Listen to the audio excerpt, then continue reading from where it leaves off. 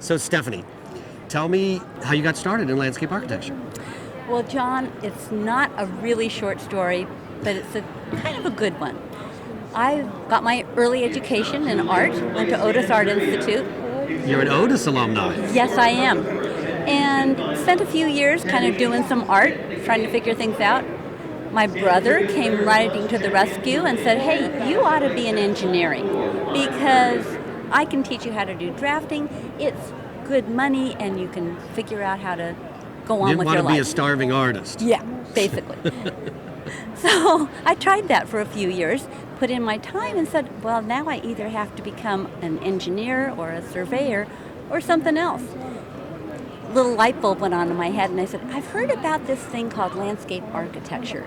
So I went and did a little studying, talked to people called landscape architects, and they were my people. I said, oh, this is where I belong. So how old were you when you found landscape architecture? I'm not going to ask you how old you are now. I'm just going to ask you how old you were when you started It's okay. with architecture. You know, I was mid-30s, 30, 32, and 30, no, yeah, 30, 32, 35. Anyways, 35, because I talked to one friend of mine who went through the UCLA extension program because I had to keep working Right.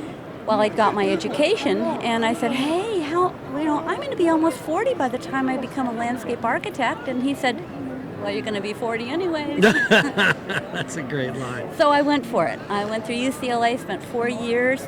In my third year, I started looking around at landscape architects and learned about this lady named Pamela Burton, and worked actually for Pamela Burton and Katie Spitz when they were Burton and Spitz. Right, I remember that. And they were fabulous. I, again, had that aha moment and said, these are the people I want to spend my time with. And, you know, I hate to tell you my age, but, you know, do the math. That was 30 years ago. 1987, I started working with Pamela, and we're still working together now. That's a wonderful story.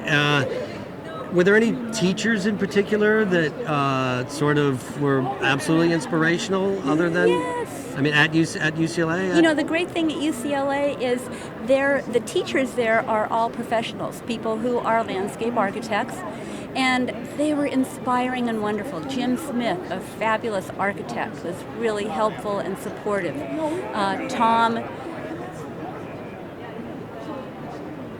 Tom was really great.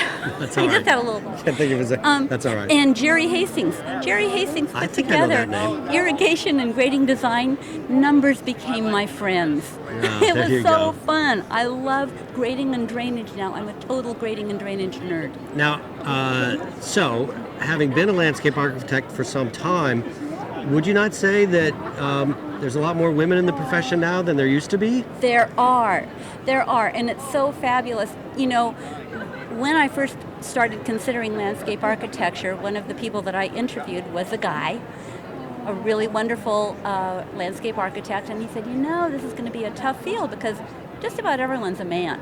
And I said, well, I don't care. I'm going to see what happens. Fascinating. And now, yeah, there are a lot of ladies doing landscape architecture and Well, I having a think great it's time. actually made a great impact on the industry because it was somewhat of a boys' club early on. I think so too, and I think with the Women in Landscape Architecture organization, with all of ASLA, people that are running things and helping out a whole lot, it's really been pretty inspiring and fun. Well, thanks for talking to us. Thanks, John. All right.